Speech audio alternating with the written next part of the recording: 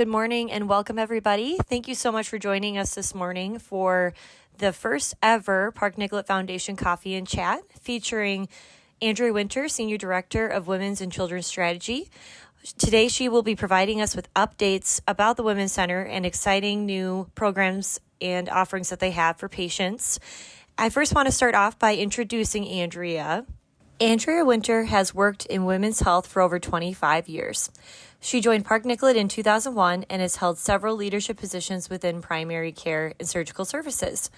In her current role as Senior Director of Women's and Children's Strategy, she is responsible for the strategic business development and operational performance of the Women's Services Division, which includes obstetrics and gynecology, midwifery, gyn-oncology, urogynecology, maternal fetal medicine, and gender services.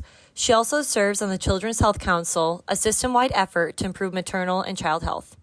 Andrea partners with leaders across the organization to plan, coordinate, and execute strategic growth opportunities, bridging the gaps between services, focused on enhancing the quality of care and experience for patients throughout the organization. Andrea holds a master's degree in business administration from the University of St. Thomas and a bachelor's degree in healthcare administration for the University of Wisconsin-Eau Claire. Andrea is passionate about health and wellness and is also a certified health and wellness coach and yoga instructor. We are so excited again for Andrea to be presenting to us about updates about the Women's Center. And so I'm going to share my screen so that you can share these exciting updates with us. Can everyone see the slideshow? Excellent. Yeah, thanks, Abby. I really appreciate the foundation giving us the time to share the stories of the Women's Center and a lot of the work that we've been doing. Much of it has been a result of support from our foundation members. So we're proud to always come back and talk to the Park Nicollet Foundation about how their contributions have impacted the care that our patients receive in the Women's Center and beyond throughout Park Nicollet and Health Partners. So I'm going to give an update on 4 different areas today. The first is our lactation services. Then we're going to talk about some of our healthy pregnancy programming around healthy beginnings, talk a little bit about our work to reduce disparities in our maternal health population. And then I'm going to talk a little bit about a new program we're building on the opposite end of the age spectrum, looking at how we care for women who are aging within our patient populations and really focusing on menopause care. So we'll kind of get started from there. If you want to flip to, I think it's the second slide.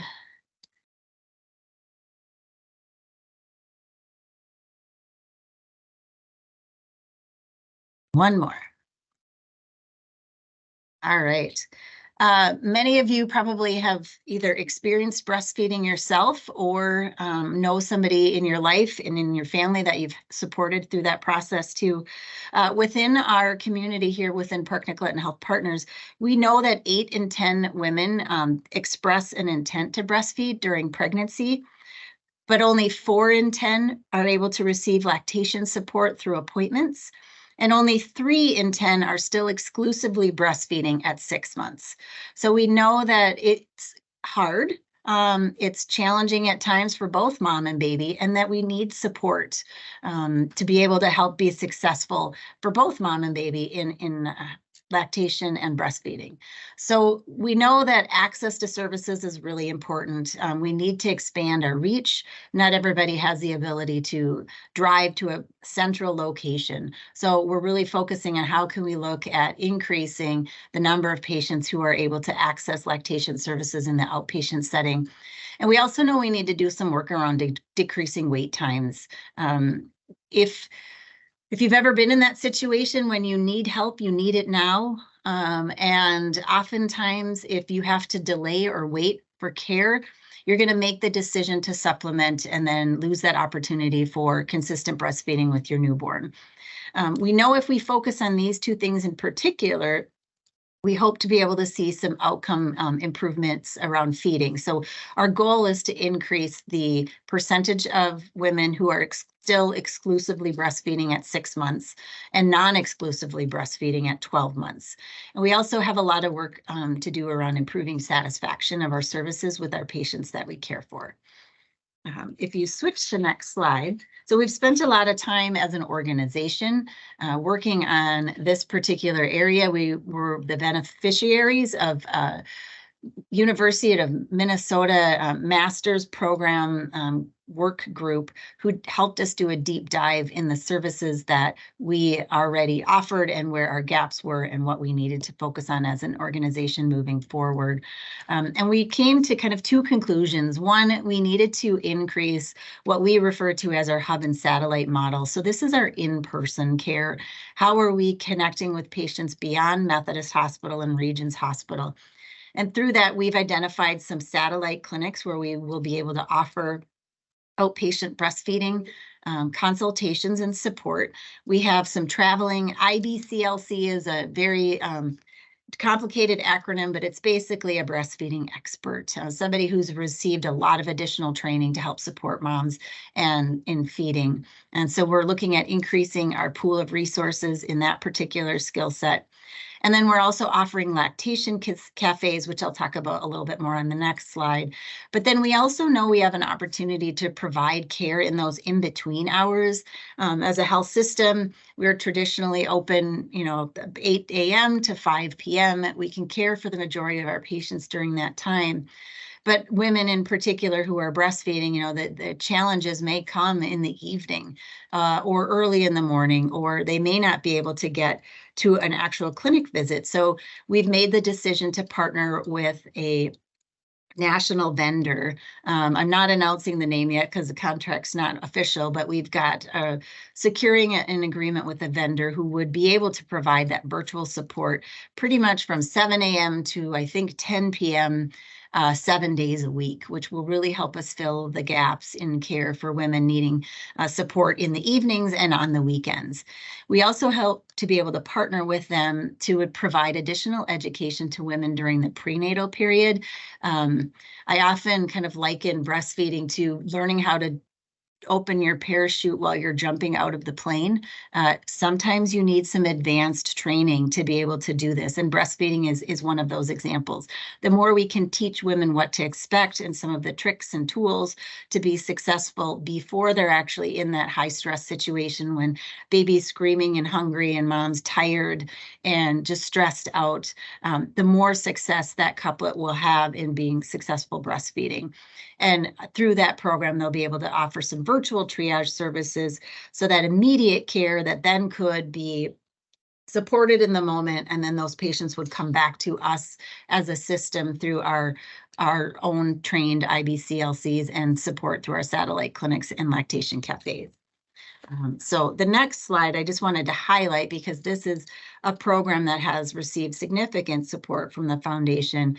And this is what we refer to as our lactation cafes. They're free drop-in lactation support. So mom can come with baby at any time during these sessions. If they're having trouble breastfeeding or just want to talk to a lactation consultant, they can weigh their baby, they can learn and connect with others. So there's a lot of growth in just having a peer support group, someone who's going through these same struggles with you at the same time. And they can get immediate help, to their questions. And we originally started this program at Methodist Hospital, and through foundation funds, we've been able to now expand it to 3 additional clinics. And our goal is to pilot this service and then be able to offer to Health Partners in Regions patients a similar program on the east side of the metro area. So I think we'll move on to our next topic, which is continuing the theme of healthy pregnancies. And I want to share a little bit about a program we refer to as Healthy Beginnings. As a system, we deliver over 10,000 babies a year. So we're a significant player in the maternal health market. And we know that not all moms have access to some of their basic needs, or they may be struggling with some other life issues. We often refer to these as social determinants of health. These are things like food insecurity, transportation, housing, financial stress. They may be in a domestic violence situation, and some of them may have some substance use risks. We know from research that oftentimes these things are more impactful on the outcome of their pregnancy than access to prenatal care. It's a balance between the two. And we know within our, physician practices and our walls too, we can't always be everything to everyone. So having a program like this allows us to provide that extra support to women who are dealing with things that may not have historically been considered medical, but definitely impact the outcome of their pregnancy. Across our system, we have a questionnaire that we start with, so a needs assessment that's shared with all of our patients at their first OB appointment. We have a 92% completion rate of that assessment, so our providers are really good at sharing that survey and having people complete it for us so that we can get a better understanding of what they need in terms of support in order for them to be successful. And we have about 15, I think, % of our patients that have a response that would trigger a referral to our Healthy Beginnings program. And so Linda, who's also on this call today, leads that group. They then connect with those patients during a future prenatal visit, ask what they need and how we can help, and are able to connect those patients with both internal resources within Park Nicollet as well as community resources. And then they offer, additional care coordination. They offer social and emotional support to those patients and can connect them, like I said, to some of those community resources. And when I looked at some of the things that we most connect them with, it's often things like that they might need help with medical assistance enrollment or financial assistance. We can often help get them connected with WIC and get them enrolled in those programmings, some of the community support programs like that. They may need access to a shelter or additional housing during their pregnancy. As I said, too, they may have a domestic violence issue, and we have had that happen in our community. Our Healthy Beginnings supporters have been able to connect that patient to a safe place to stay so that they can continue their pregnancy without the threat of violence. But oftentimes it's just access to this, what we sometimes think of as the simple things, some of the baby supplies like diapers or clothing, formulas, or maybe breastfeeding supplies. And sometimes it's just a gift card for them to be able to go to Target or Walmart or their local store to buy those supplies so that they can be ready for the time when baby comes and feel like they are not just emotionally and physically ready, but their homes are ready and they can receive that baby and help take care of them. So this program has been in place, I think, for almost 10 years now. And we have a number of coordinators that are seeing patients across the organization. And it's just amazing to be able to hear some of the stories of support and the women that are just incredibly grateful for the care and support that they receive from our Healthy Beginnings coordinators. I think we'll move on to the next slide as well. So I wanted to talk a little bit about reducing disparities. That can be a big mouthful and not everybody understands specifically for each area what that means. But in the maternal health world, we know that US-born Black patients have some of the highest maternal and infant mortality rates among developed countries. I'd like to say that as a nation, we are doing better, but we are not. In the US, Black birthing people are 3 to 4 times more likely to die from pregnancy-related complications compared to their white counterparts, and Black infants are 2 times more likely to die than white infants. There's multiple factors that contribute to these racial disparities. Some could be access to and variations in quality care. It could be an underlying or chronic medical condition, low birth weight, economic, physical, and emotional support, structural racism, implicit bias, or social determinants of health. And while our Healthy Beginnings program does a great job at connecting all patients to these services, we knew we needed to do a better job at specifically reaching out to our Black population and the specific needs of that community. So if you switch to the next slide, we have worked as an organization to develop some objectives, and we want to offer dedicated support for our Black perinatal patients, both at Health Partners and Park Nicollet. We really want to look to improve the Black patient experience in our clinics and health system through empowerment, partnership, and support. We want to be able to increase the early interventions and prenatal visits. We know there is a significant gap in our performance in that area. 89% of white women have a prenatal visit within the first 20 weeks, but only 63% women of color have that same visit. We do a much better job at keeping people in our systems once they've established care with us. So we know we can do a good job at building trust and relationships. And we often see much less of a gap when it comes to that postpartum care. So if we can get them to engage with us, they're more than likely to stay engaged throughout their pregnancy and through their postpartum period. And we need to do that by creating trusted relationships to help support continuity of care and improved appointment attendance for our Black perinatal patients.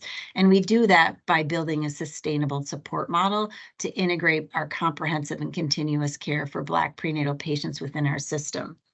And the next slide will share a little bit about the role we've developed and are right now piloting at our Brookdale clinic location, and that's the perinatal support role. So these perinatal partners will work specifically with their US-born Black patients, families, and care providers, and clinical care teams in partnership with the community to help patients achieve optimal health goals. The perinatal partner will provide patients with support, education. They'll help with internal and external referrals and resources through comprehensive, coordinated, patient family-centered care. And we know we need to make sure that that support is culturally appropriate, it's non-judgmental, it's compassionate, and maintain professional accountability and engaging that patient as we work to continuously improve our patient experience.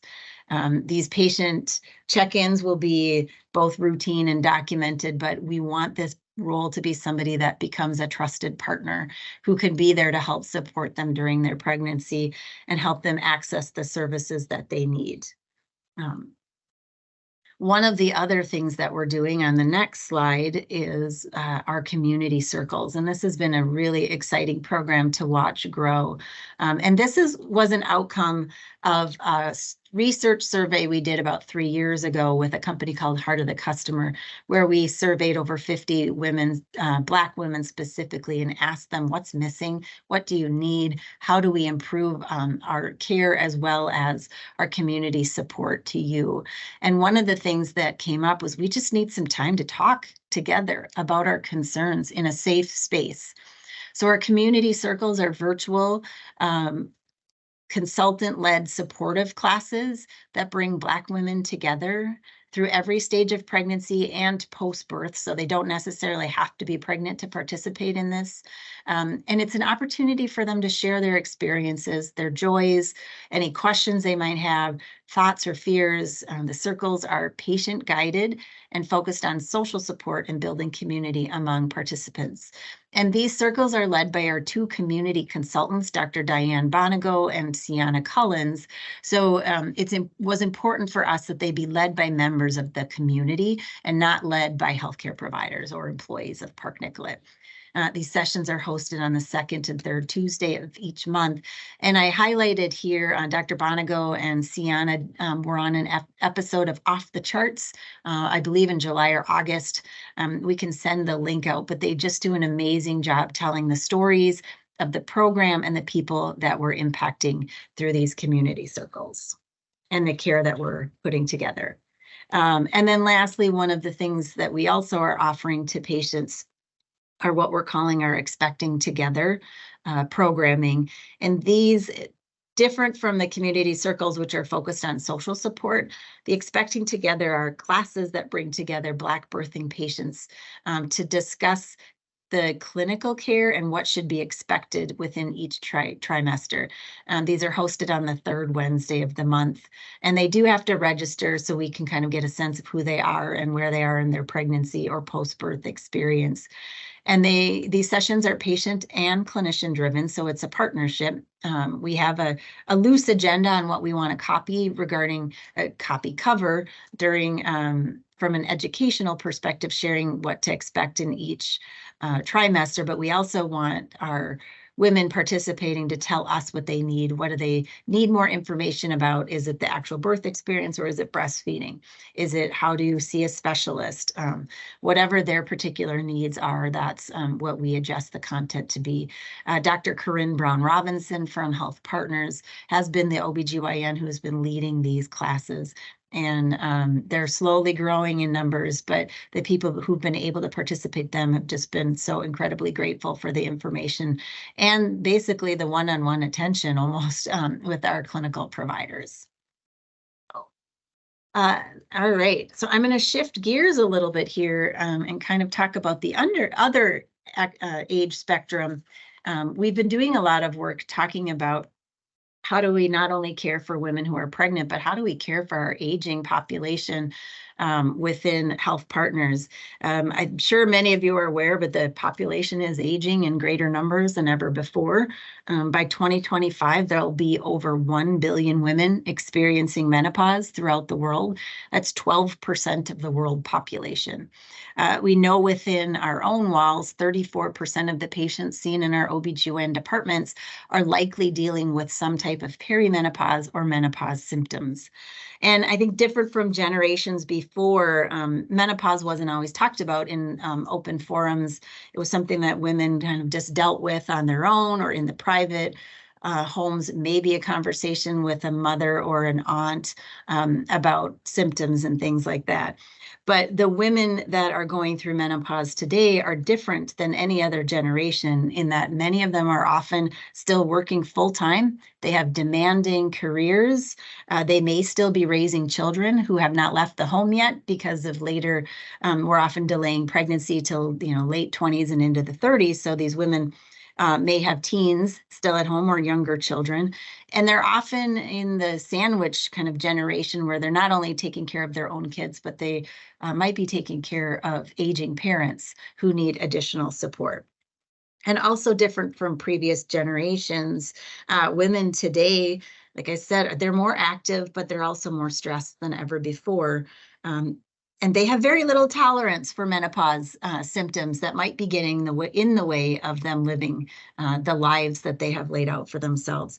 They want information and they're seeking solutions for their care. They're not afraid to talk about it in public forums, and they are demanding that as a healthcare system, we are prepared with answers and support. So we've been tackling that demand as an OBGYN department and are expanding our menopause care. We have had one menopause consultant who's been here for about 6, 7, actually probably 8 years now. Diane Feller, who's a certified nurse midwife and a certified menopause provider. She has been providing care, but we know that that is far from enough to meet the demand of all of our patients. So we're expanding that skill set with a number of our providers. There is a special training by the North American Menopause Society that sort of deems someone as a certified menopause specialist. So we have 7 or 8 either midwife, nurse practitioner, or physician leaders who are going through that training now to be able to expand the care offering. This group meets with women, talks not just about their menopause concerns, but really takes a lifestyle and whole life approach to providing solutions to them. They may need some coordination of care with other specialists throughout the organization as well. And then we're hoping to be able to offer some future, what we're referring to as menopause cafes. We have lactation cafes, and that's been a very successful model for us around breastfeeding. So looking at opportunities to offer menopause cafes. So drop-in opportunities or scheduled for women to come and learn more about menopause and how it impacts their body. We have a session we're sort of developing called Menopause 101. Unfortunately, women don't always know about it or what to expect. There are also a lot of lifestyle strategies that women can implement to help manage symptoms. Sometimes the symptom management goes beyond lifestyle strategies, and women may need to seek out hormone replacement therapy. And there's a lot of confusion around that based on some previous research that was done that has since been challenged and in some senses debunked.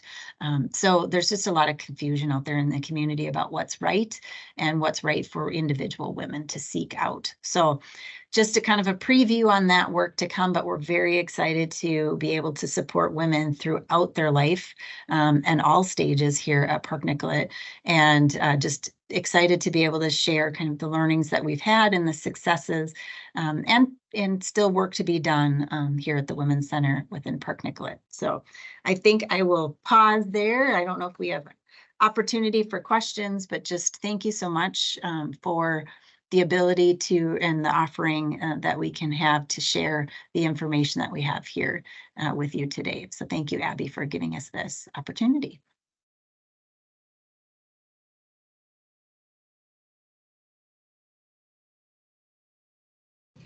Absolutely. So yes, we would just love to open up the floor to any questions or comments based off of the amazing information that Andrea shared with us today.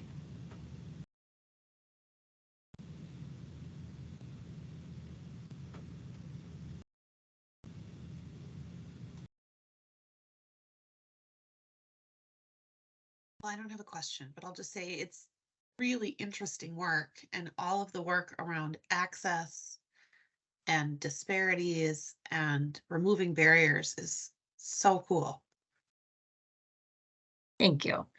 We don't need to make it any harder to get care. So it's lots of opportunity for us as a service line and as an organization to make it easier to find what you need within our walls.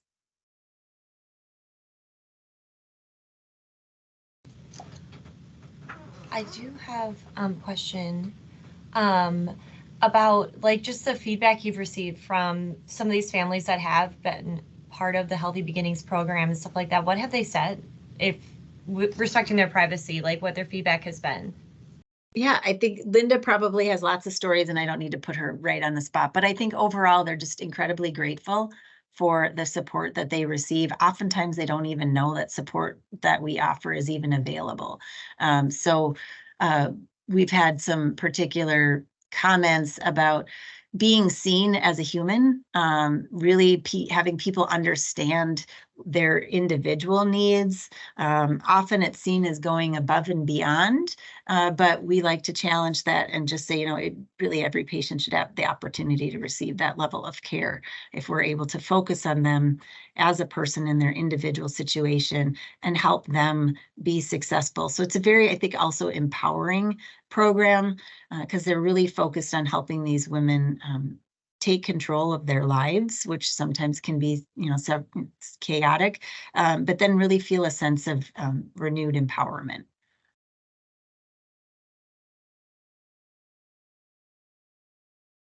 Thank you.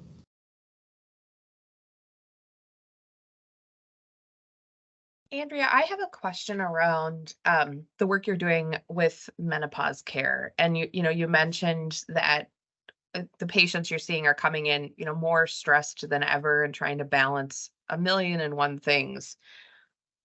What opportunities might there be for partnership with other departments? I mean, do you see the need for more access to behavioral health or more access to other sort of complementary services, given the fact that folks are coming in stressed and worried about all kinds of different things? Yeah, absolutely. Behavioral health is always a need, not just in women's health, but across the organization. So we have some great partners that, like Dr. Gabe Morin in our behavioral health services, that's really been essential in helping us focus some of our referral processes. But absolutely, the additional stress and anxiety that just life today brings. We also, many of these women are dealing with other health issues that may need a surgical intervention. Our urogynecologists or that's one example in particular. They might be dealing with pelvic floor issues or incontinence. I think a lot of women struggle with sleep. So access to neurology in our sleep center and really, figuring out, is there something medically wrong? Is it a lifestyle strategy that they could, implement to help support themselves? And then I think for a lot of women too, it's just access to regular primary care. They may be having things. Women traditionally are really good at making sure everybody else in their family goes to their appointments, but may often, postpone their own. I'm too busy, I don't have time. So it's just making sure that, they're taking care of their full self. Obviously that, we don't enter menopause as a parts of ourselves. We enter as a full person, and the more healthy we can be leading into that, the less struggles we'll have during that menopause time frame. So absolutely, I think we've done a great job at the Women's Center partnering with multiple specialties. So we have some really great relationships built already, but even one of the TRIA areas that focused around women's sports medicine has been really important too, because women are far more active today than they were in previous years too, and they're running marathons. And what impact does that have on your physical body as well as your hormones? And they're all interrelated.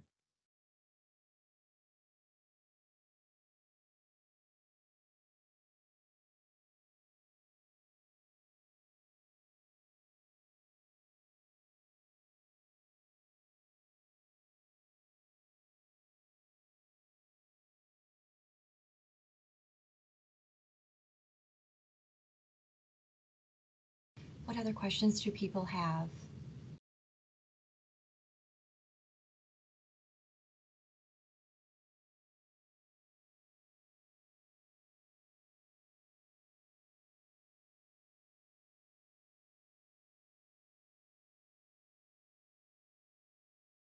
Well, as always, we encourage people to reach out. Myself, anyone on our team, we are always happy to answer questions. If you don't know who to call for something, we love making those connections.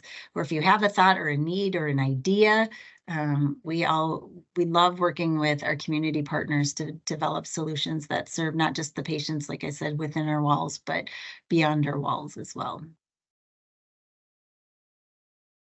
Thank you, Andrea, and everybody, thank you for joining us today. We will be sending out this recording in an email later today, or at the very end of things by the end of the week. So thank you so much for joining us, and thank you, Andrea, for sharing these exciting updates with us. You guys are doing wonderful work at the Women's Center. Thank you. I appreciate everyone's time today. Thank you. Thank you, Andrea. Thank you. Thank you, everyone. Thank you. Bye-bye.